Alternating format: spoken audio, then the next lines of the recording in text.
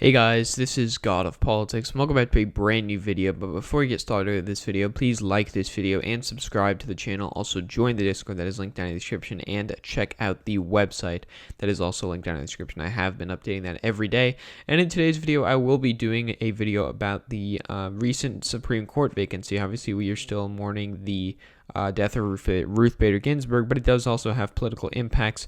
I don't necessarily want to be looking at that, too much, but I think it is important that I make a video about it because it's a very important event that is going on right now.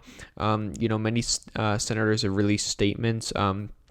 Susan Collins just released a statement saying, given the proximity to the presidential election, however, I do not believe that the Senate should vote on the nominee prior to the election. Lisa Murkowski also came out against it, but I'm just going to be going through the map, seeing, who's going to vote yes, who's going to vote no. So you obviously have to start off with, the states where people are, obviously going to vote yes. People who have basically already said they're voting yes. You look at all of these states here. You just go through each one of them.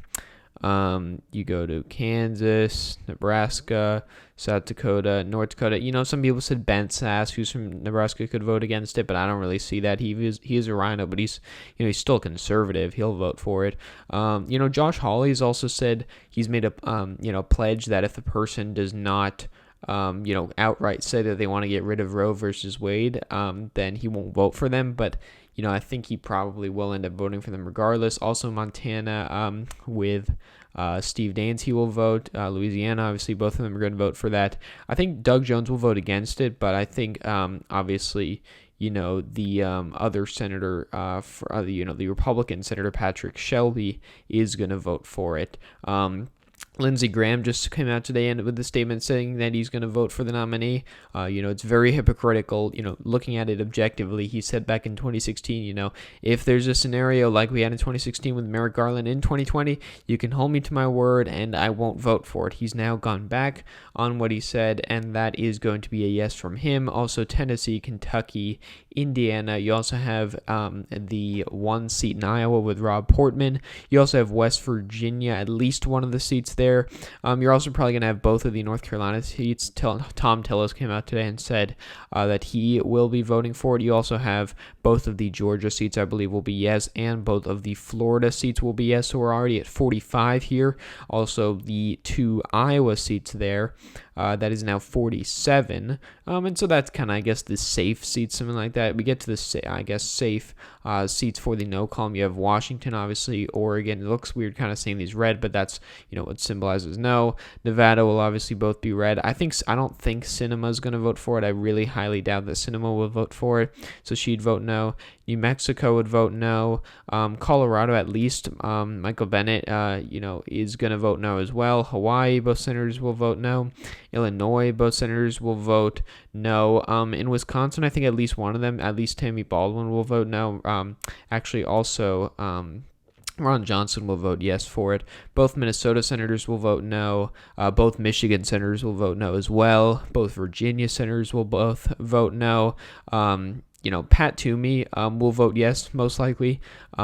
He will vote yes for it. He's, moderate, but he's also conservative. Maryland, obviously these are all states that are going to be no. All of these states here are all going to be no. Even New Hampshire, they're both going to be no. And New York, both will be no.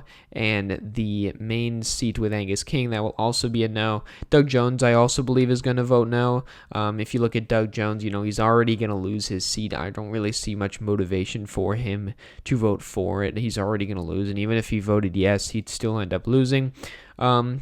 In Ohio, you have Sherrod Brown, who will, obviously vote no as well. Then you also have in Pennsylvania, that will also be, a no vote. You have the Democratic candidate, the Democratic senator there too. And then after Bob Casey's no vote in Pennsylvania, you're also going to have Joe Manchin, I believe, will vote no. Some people were saying he was going to vote yes. I don't really see that. Sure, he voted for Brett Kavanaugh, but that was in a year he was up for re-election. I ended up winning probably because of that. And you look at 2020, he voted for the impeachment, and he's not up till 2024. If he even runs again is a big question. I don't see why he would vote yes on it. looking back at this, some people were saying that Mitt Romney could vote no, just because he's broken with the president on a lot of things, but he is still a conservative. Even if you want to put that at toss-up, it'll still end up passing anyway. You look at Montana, you have John Tester. He'll vote no as well. He is in Montana. I believe he voted no in 2018 for Brett Kavanaugh's nomination, but he did end up winning anyway, which was pretty good for him. Also, Lisa Murkowski has come out and said she's going to vote no. She said something along the lines of like fair is fair, something like that. And this was a couple days ago. This was before this, but it was like right before she ended up dying. She said, she wouldn't fill the vacancy. Also, Susan Collins, as I showed you, her statement, she says that they don't believe the Senate should do a vote prior to the nomination. Her words are being very careful. She's saying, I don't believe that there should be a vote prior to the election, but what's stopping her from voting yes, even after she lost her election during a lame duck session, which is, before the inauguration of the new Senate and after the election of, the 2020 election. So she, may end up voting yes for that, but it may not be needed anyway. So part of the reason for that is that I do believe that McSally will vote yes. That's probably a given already. She's already come out and said that they should vote for it, but she's going to lose her Senate seat anyway. Arizona's a more conservative state, so it doesn't really have much ramifications for her. Maybe this can actually help her due to the fact that there may be less ticket splitting because people will be more motivated about a Supreme Court vacancy, but McSally would have voted yes regardless. Colorado also, I believe Cory Gardner will vote yes for a similar reason to Doug Jones. He's basically already dead. He may as well just do something for his party. I don't really see any reason why Cory Gardner would vote no. Maybe I'm wrong about that. Maybe he does vote no in the end, but I don't really see much of a path for that. And even at that point, he's already at 50. You add Mitt Romney, who is still a conservative, despite the fact that he's criticized Trump a lot of the time and he actually voted for impeachment. So at that point, you have 51 yes votes, 49 no votes. Now, the candidate I am predicting is going to be Amy Coney Barrett. That's a lot of, what a lot of people are predicting. She's had some, controversies, some controversial, decisions, things like that. But it shouldn't really matter too much. Republicans have a 53 to 47 majority in the Senate. It's not going to be much of an issue for them. I say the chances of them getting it passed before the election are maybe 50-50. I don't think they even need to get it before the election, to be honest. I mean, it may hurt them, it may hurt Senate candidates like Tom Tillis. It could hurt Senate candidates like John James being a challenger, what he says about it. So that's another issue you have to think about. But, the fastest nomination, I believe, it was something around 42 days. I believe that was actually Ruth Bader Ginsburg's nomination, the fastest nomination, at least in the last 30, 40 years.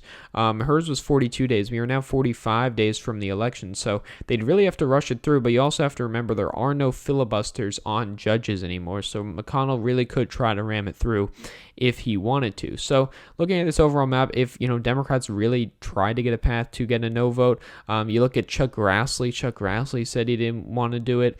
So you look at a best case scenario, maybe Chuck Grassley votes against it, maybe Mitt Romney votes against it, maybe Cory Gardner votes against it.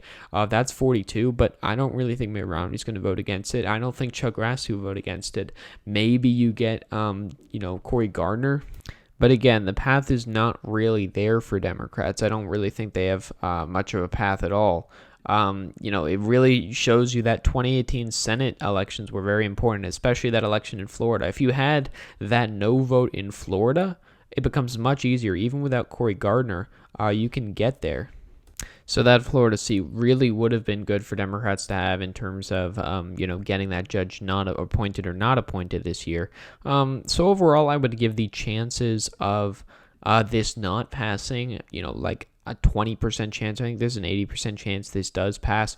I think, it's a 50-50 chance whether it'll be after the election in a lame duck session or whether it'll be before election. It doesn't necessarily make that much of a difference. One thing to note, Mark Kelly in Arizona, it is a special election. If he were to win his seat, he would, I believe, be appointed or not, sworn in on November 30th. So if you actually do make that a no vote, it becomes 50-50 with Pence breaking a tie in that scenario. You maybe could get Cory Gardner to vote no, and then that would do it. I think that maybe could happen, but it is still unlikely. I'd give it a 20% chance overall that it doesn't pass. So that is the overall map. Again, finally, 50% chance that it doesn't pass before the election. I believe it will be Amy Coney Barrett, and I believe that she has an 80% chance of passing. You can come back to this video when, hopefully, I am right. So, thank you all for watching this video. Please like this video and subscribe to the channel. Also, join the Discord that is linked down in the description. Also, check out the website that is also linked down in the description. I update it every day. So, thank you all for watching this video, and I will see you guys later.